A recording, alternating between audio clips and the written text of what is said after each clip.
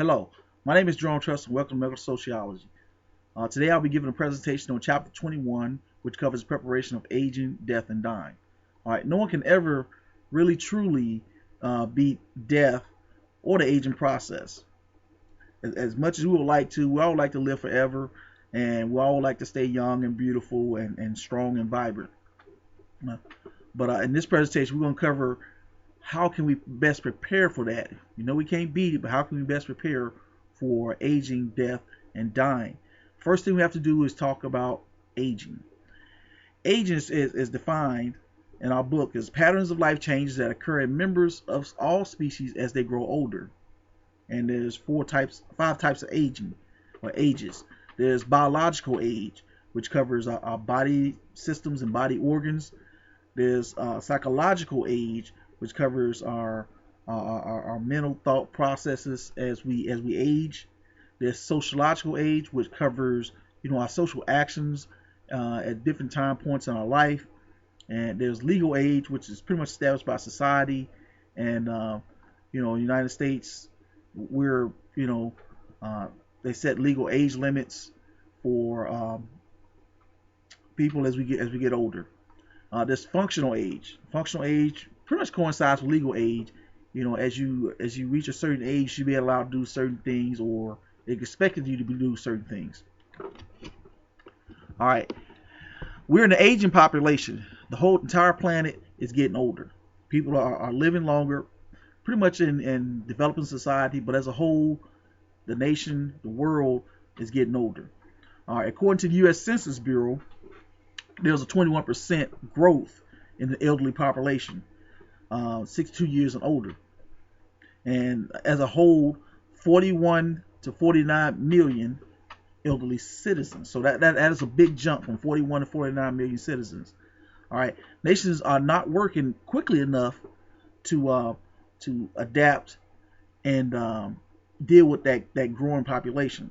So that's causing problems. They say by the U.S. Census Bureau say by 2050, seniors over the age of 60 will outnumber children under the age of 15.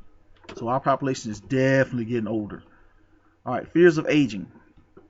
Everybody fear getting old. Women fear getting wrinkles around the eyes. Guys feel growing old, having gray hair, not being able to be as mobile. Okay, but according to caregiver stress.com, here are the top 10 aging for elderly people. Top 10 aging fears for elderly people: loss of independence, declining health, running out of money, not being able to live at home, death of a spouse or other family member, inability to manage their own activities of daily living, not being able to drive, isolation or loneliness, strangers caring for them, and fear of falling or hurting themselves. So to sum it all up, mainly loss of independence. Not being able to do the things that you used to do, have to be committed to a nursing home or immobilized to a hospital bed. Running out of money. Running out of money is a key, because without money you can't afford the proper health care. You can't afford a nursing home. You can't buy the things you need to sustain your standard of living in your life. And sometimes you get older, you outlive your loved ones. Your wife or your spouse may die. Your children may die before you die. So those things can take an effect. When you lose your independence, you lose the ability to drive, and you kind of, it kind of destroys your self-esteem, destroys your morale. Right? Same thing with being committed to a nursing home. Some people don't want to be committed to a nursing home. All right. So when they're in the nursing home, they feel isolated. They feel like no one cares about them, and that really takes years off your life. All right.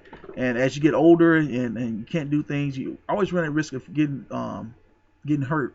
The fear of falling, because as you get older, your bones become less dense, less stronger, and or weaker, and you can end up in the hospital, get a staph infection, and you could possibly die.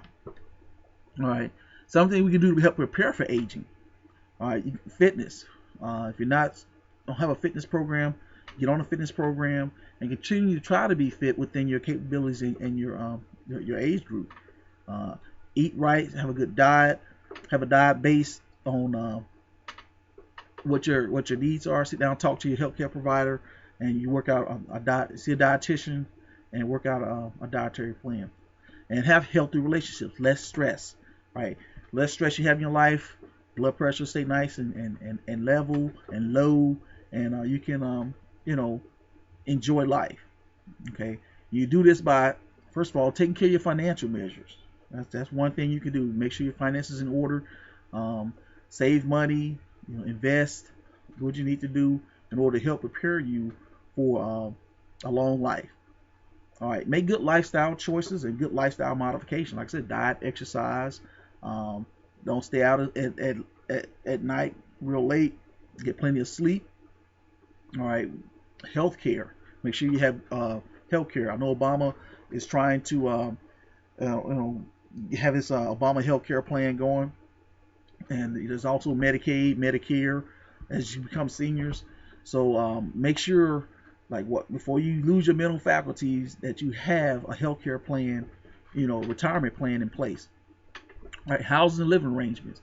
It used to be for the longest time that females were the primary caregiver of the elderly. Once they come of that age. That's so not the case anymore now. As seniors are living longer, they're making healthy lifestyle choices, and they're able to manage their living arrangements themselves. But as everyone gets to a point where they can't, manage themselves, make sure you before you lose your mental faculties, they have a living arrangement set up. Either with a nursing home, family member, um, like dependents, like kids, because a lot of the kids now are taking care of their grandparents and great grandparents.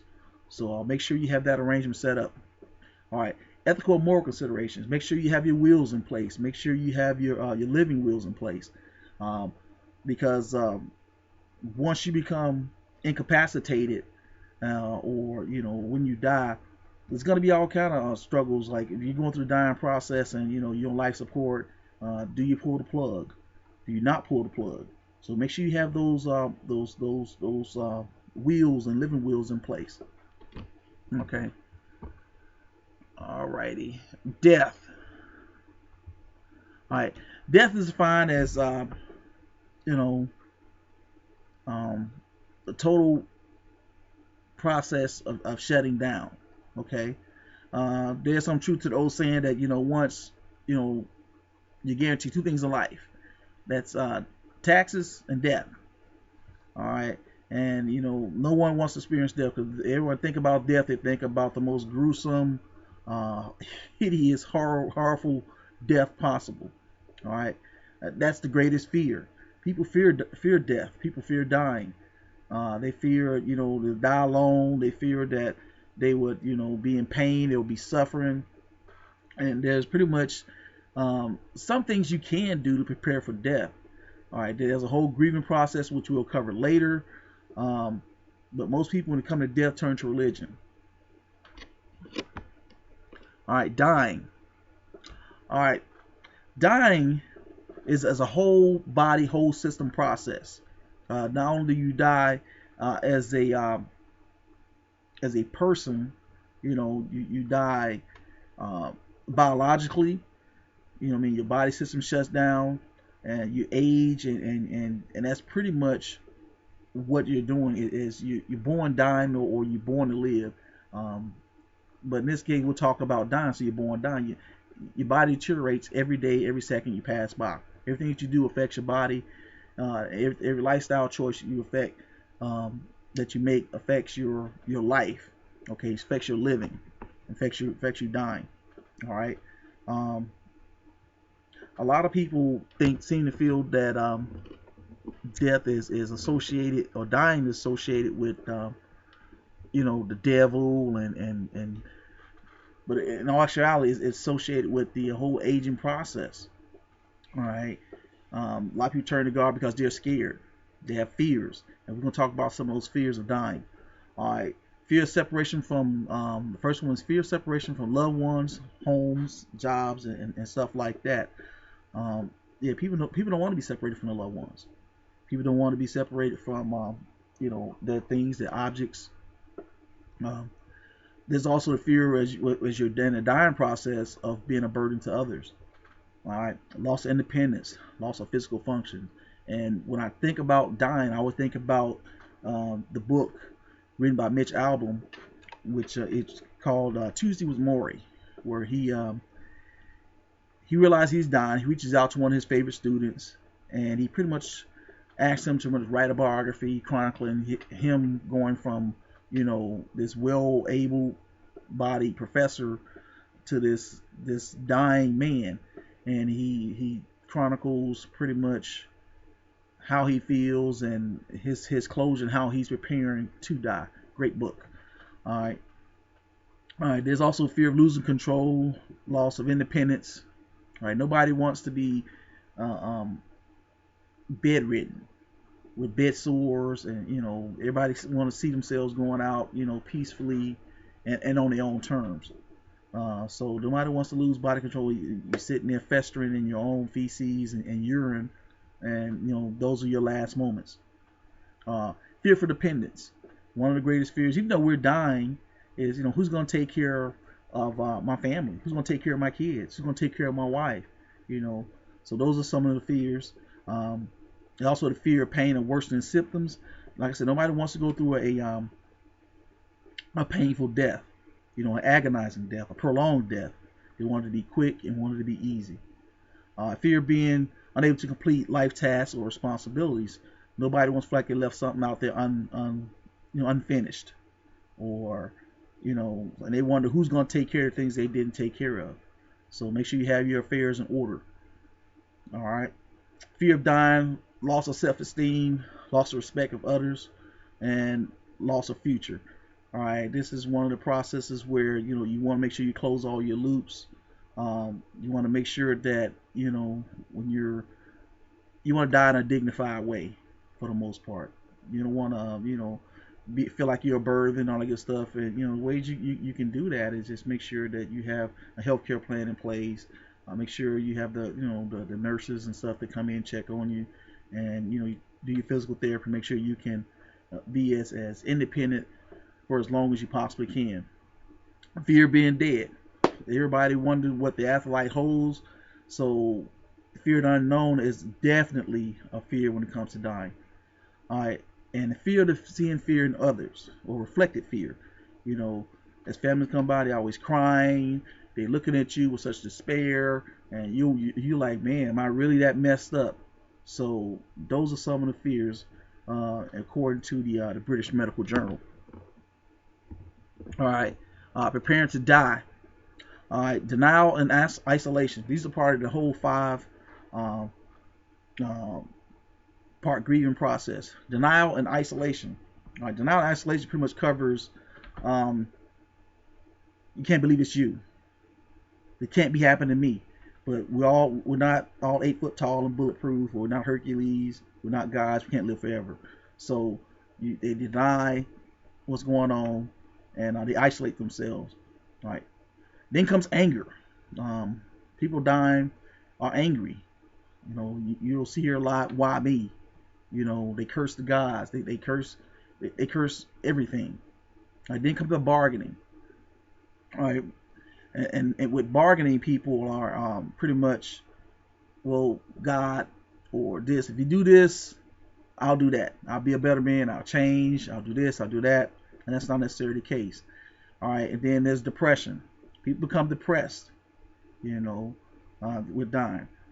And then after that, they begin to accept it. And once they accept it, they're able to hopefully move on peacefully. All right. There's a lot of conflict when it comes to the whole age and death dying process. The reason you want to have moral, have your living wills, you want to have your will, period. It's simply because there's a lot of moral contradiction when it comes to how a person should be kept in a nursing home versus doing home health. Also, there is times where what treatments should you prolong life, and is that actually living? So just like in the movies, The Final Destination, there's no cheating death. So best we can do is try to hold off as long as we can, We all must eventually succumb to it. All right. So my name is Jerome. It's been nice. Talk to you later.